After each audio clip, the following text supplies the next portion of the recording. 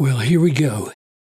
Part 1 of Ephesians 5:25-31, the most amazing paragraph in the world concerning the high calling of a husband to love his wife. I broke it into two paragraphs here, two parts. It's one paragraph, because I want you to see how these two are parallel and different from each other.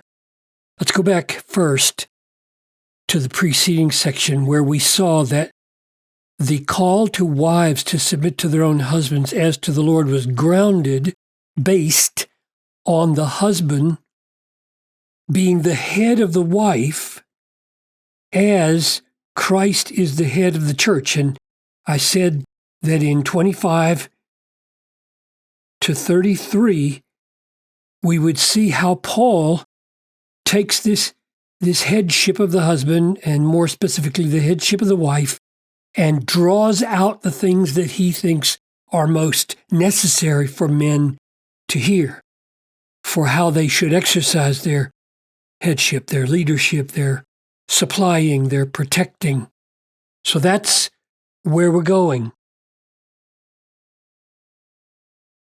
Husbands, love your wives as Christ loved the church and gave himself up for her, that he might sanctify her, having cleansed her by the washing of water with the word, so that he might present the church to himself in splendor, not having spot or wrinkle or any such thing, but that she might be holy and without blemish.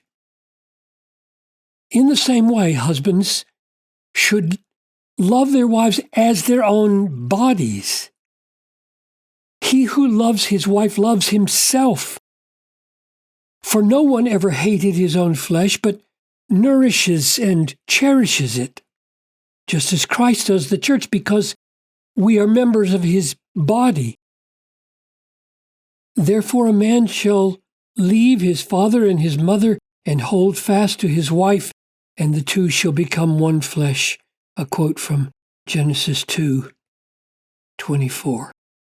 Father, as we try to get the big picture now of this unit, I pray that you would guide our thinking and help us to put our finger on the heart of the matter.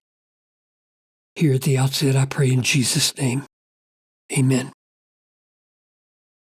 So notice, husbands, love your wives. In the same way, husbands should love their wives. So the two key commands here: husbands, love your wives, followed by an as here, followed by an as here.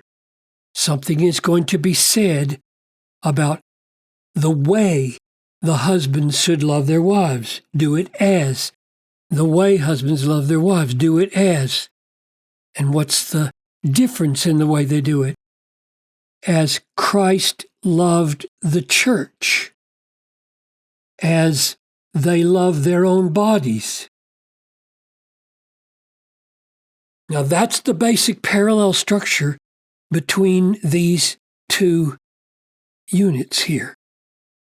I think what follows in all of that is to explain how Christ loved the church, so that then the husbands could model their love on that.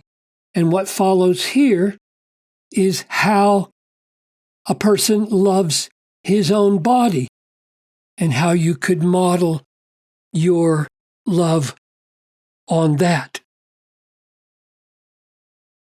Now, here's a very puzzling thing. What does "in the same way" mean? In the same way as what you just saw in how Christ loved the church, you now, husbands, should love your wives as your own body. That's really important and tantalizing. I'm going to suggest, in other words, that we don't just have here an unpacking of what it means to love your own body. There is that. But he unpacks love for your own body in a way that shows how a husband's love for his wife as his own body is the same as Christ's love for the church. You'll see it. Let's just read it. So you get the big picture here of how these two relate. He who loves his wife loves himself. For no one ever hated his own flesh, but nourishes and cherishes it, just as Christ does the church. Now, if you stop there, it would sound a lot like this, right? Christ nourishes and cherishes the church. Christ himself gave himself for the church. But he grounds Christ's cherishing and nourishing the church like this: because we are members of his body. In other words, when he loved the church, he loved himself. That's what this, in the same way, is getting at. This is drawing out the implication back in verse 23. Christ is the head of the church, his body. So when he is the head of the church, he's the head of his body. When he loves the church, he's loving his own body. It really is his body. It's us. We are distinct, and yet we are united with him. So the ground here of Christ's loving the church, no one ever hated his own flesh, but nourishes and cherishes it, just as Christ nourishes and cherishes the church, because the church is him. It's his body.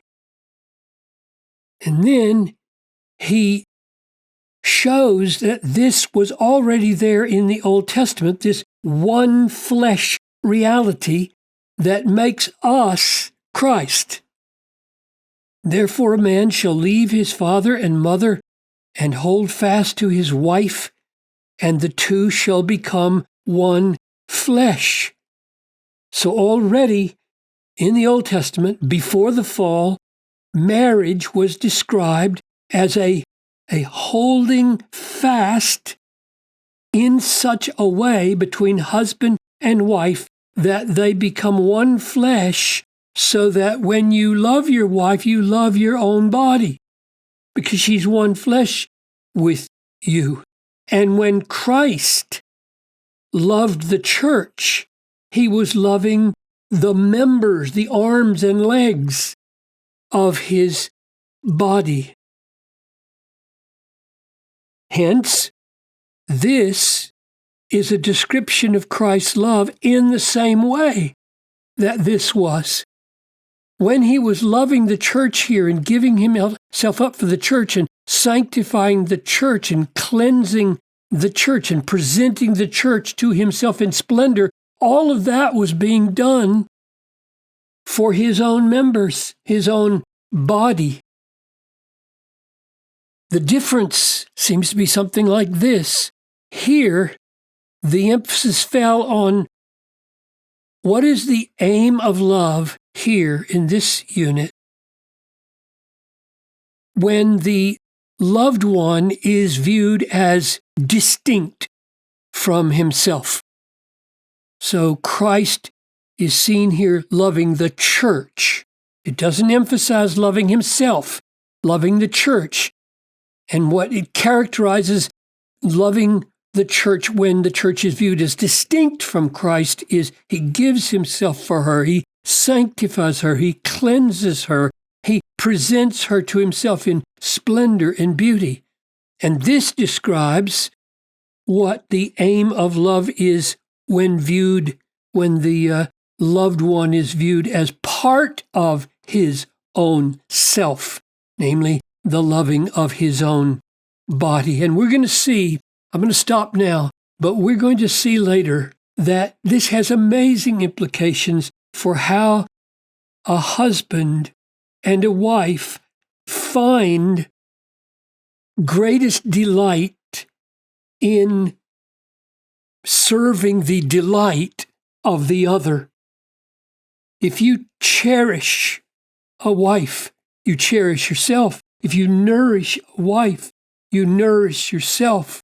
If you love your wife, you love yourself. If you sanctify and cleanse and present the wife to yourself in splendor, you get the joy, she gets the beauty. We have much to see about the wonder of Christian marriage as we move forward.